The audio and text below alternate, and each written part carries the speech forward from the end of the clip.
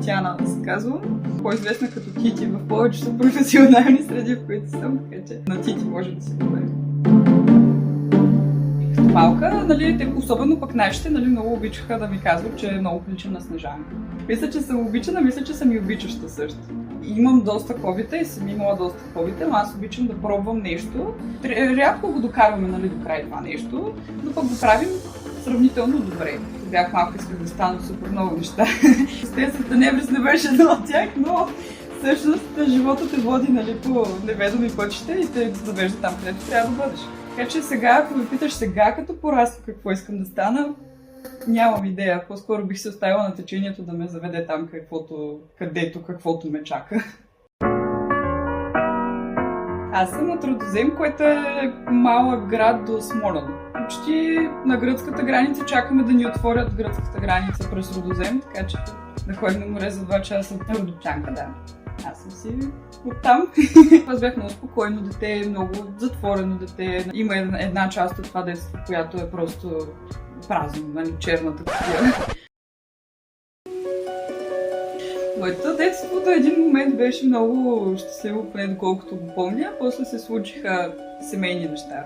Малко преди 7 ми се роди сестра, която обаче се роди в 7-я месец, съответно с малко по-забавено развитие, сега малко заеква, малко моторни, нали така. Това беше момента, в който вниманието на нашите отиде към другото дете. Превратен момент, в който аз трябваше да порасна доста бързо. Мен изгради доста голяма емоционална интелигентност и също отговорност. И това да мога сама да се оправям, което е колкото за хубаво, толкова и за лошо. Нали? Моята мисъл на заден план, че аз ако не правя нещо, тип да съм най-дейният човек на света, да съм продуктивна, и да успявам във всичко това, нали? Да е перфектно направено, аз не заслужавам хора до мен. Но пък имам доста хора в живота, които бавно и полека ме учат, че всъщност аз съм си аз и те ме обичат само заради това, което съм. Не бях от най-популярните деца. Аз всъщност бях доста дебело дете. Сега съм около 1,70 и нещо, тогава бях около 1,50 и нещо, на същите килограми, даже малко повече. Така че по-скоро, ако ме бутнеш, ще се търполя. Нали? Вече се случи пубертета, аз се извисочих, отслабнах, нали всичко и изведнъж станах и много хубава, което благодаря. Много исках да стана балерина, което нямах никакъв шанс да стана балерина никога. В един момент исках да стана археолог, много им беше интересна историята. После исках много да стана лекар, като специфично патоанатом. Ходих на народни танци 12 години. Свиря на кабага, също това е може би най-интересното за мен, да. Леко ми е учител по гайда, така че аз от първи до 8 клас, реално по 3 пъти в седмицата, 2-3 пъти в седмицата си ходех на уроци. Участвам в рекордите на Гинес 333 кабагайди също, но тогава съм малка с дебели вежди и малко по-коремчи. Така че ще искаш да ти го пратя.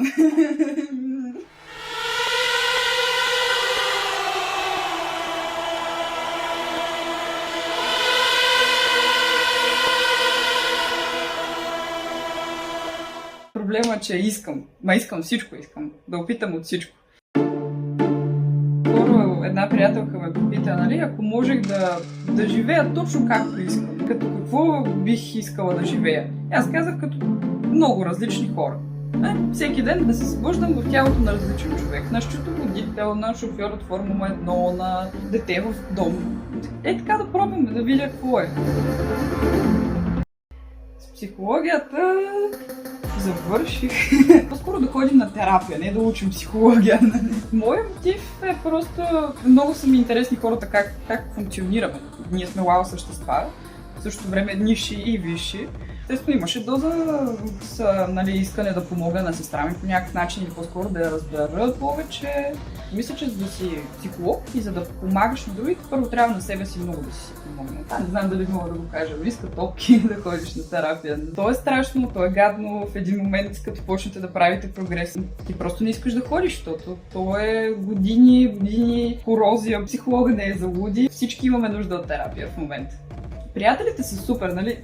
Хубаво е всички да имаме съпорт система, но да си говориш с някой, който не е емоционално обвързан с теб, е доста по-отпускащо. Плюс, че човека отсреща чете между редовете, той вижда патърни, вижда какво правиш, което те наранява, нали, самонаранява на някакъв вид ментално.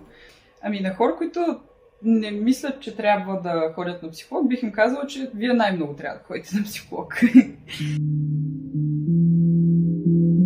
Да научавам за света всъщност ми е много тегаво. Или гадно, ама има хора, които го правят по-поносимо. Това, което най-много ми разтърси личността, беше като осъзнаеш, че това, което възрастните са ти говорили като дете, че живота е училище, университет, работа, мъж, деца и си щастлив, всъщност е една огромна илюзия и нищо не работи така. Казват ти, че ти имаш пътека, тя е права, тя е право напред. И всъщност няма пътека. Ти си в поляна, в гора и абсолютно можеш да се загубиш някъде. Тенебрис за мен е един изцяло нов свят. С най-готините хора. Това, че са незрящи едно на ръка, това не им е най-специалното.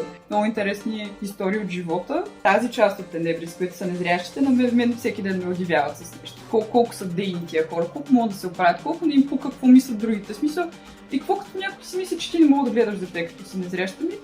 Това си е негово мнение, аз ще си гледам детето. И си гледа децата и децата им са прекрасни. Тия хора също да си вървят по улицата, да не виждаш и да си с слушалки, да си слушаш аудиокнига. Това е евала, нали?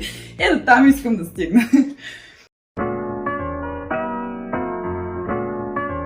Всеки е интересен, всеки е много силен характер, според мен, сам по себе си, което изненадващо рядко води до конфликти, нали? Всички се борим за една обща цел и това е всички хора да имат едно малко безвремие, като дойдат при нас. Да насочат фокуса един към друг. 4 пъти съм била в Тенебрис, като аз още си помня първия път беше вау! Аз бях супер впечатлена от едно от тъмнината, друго от начина, по който ме накара да се чувствам, че това може би беше един от малкото моменти, в които аз се чувствах свободно.